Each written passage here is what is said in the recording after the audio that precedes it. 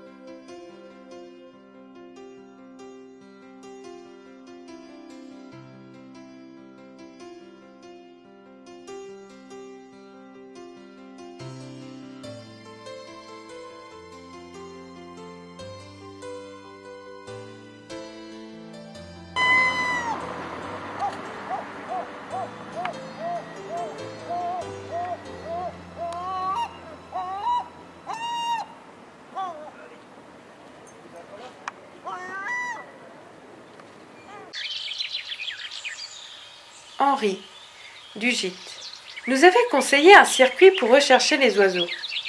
Déjà un héron cendré. Celui-ci ne nous a pas attendus.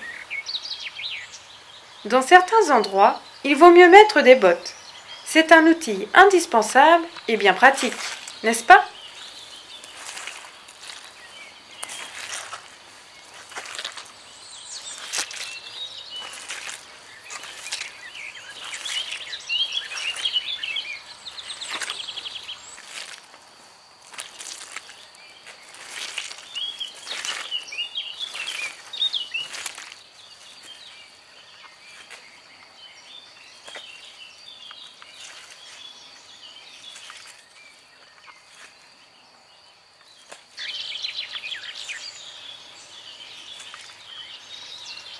Nous n'avons rien trouvé de spécial.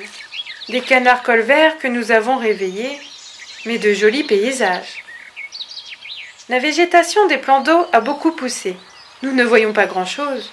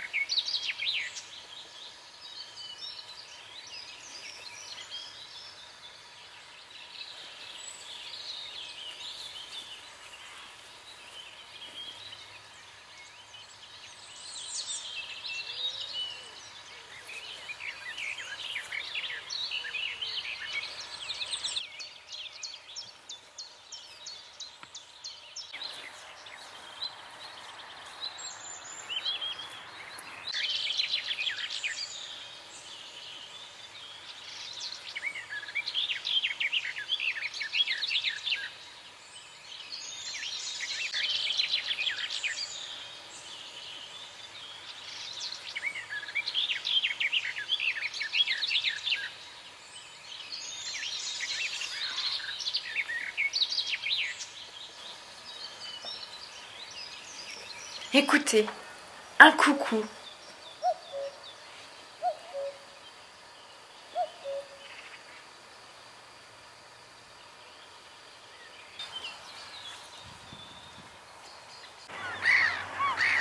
Toute une bande de mouettes rieuses au ravitaillement.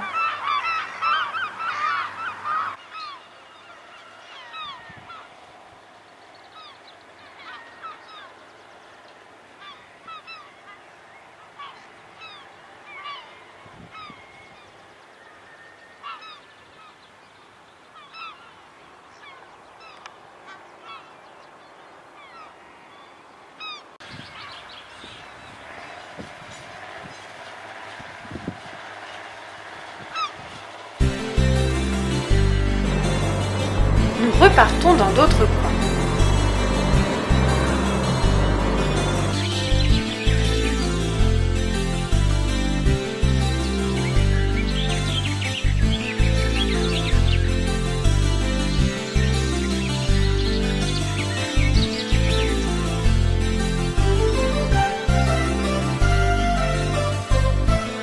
Encore une aigrette garzette. Elle chasse près de la végétation flottante, cherchant ses proies à l'ombre. Parfois, elle s'accroupit, avec les ailes partiellement déployées, pour réduire la réverbération du soleil et procurer de l'ombre afin d'attirer quelques proies sous la surface de l'eau. Elle effectuera aussi des courses précipitées dans les zones peu profondes. Elle peut transpercer une proie dans l'eau en marchant lentement. On peut aussi la voir debout sur une seule patte, tandis qu'elle remue la base avec l'autre pour effrayer les poissons, ou faisant des vagues avec la même patte sur la surface de l'eau pour prendre ses proies au piège et les amener près de son bec.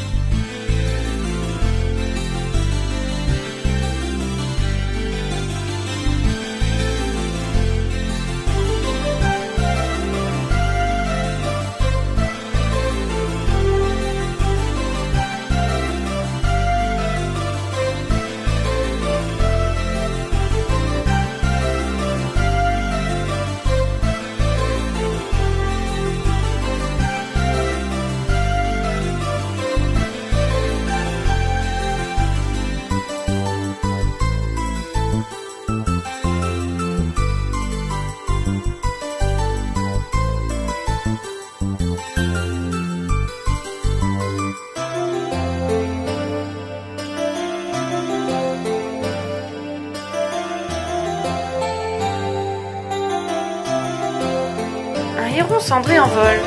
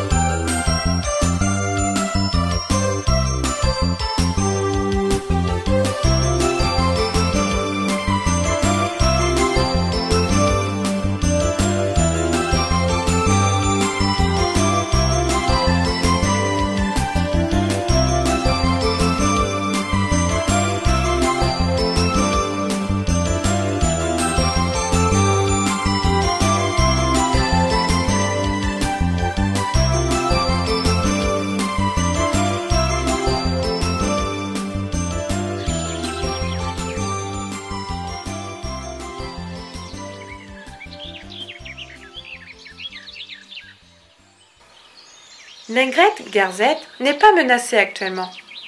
Comme d'autres aigrettes, elle a été persécutée pour le commerce des plumes à la fin du XIXe siècle et au début du XXe. Les plumes étaient utilisées comme ornement sur les chapeaux des dames et les oiseaux étaient tués alors qu'ils nourrissaient leurs jeunes qui, abandonnés, mouraient en grand nombre. Aujourd'hui, cette espèce, tout comme d'autres archéidés, est menacée par la perte de l'habitat et les changements dans les zones humides. la pollution et les compétitions pour les sites de nidification. Cependant, les populations d'aigrettes ont retrouvé des nombres satisfaisants et une distribution plus étendue grâce à la protection de l'habitat et des oiseaux.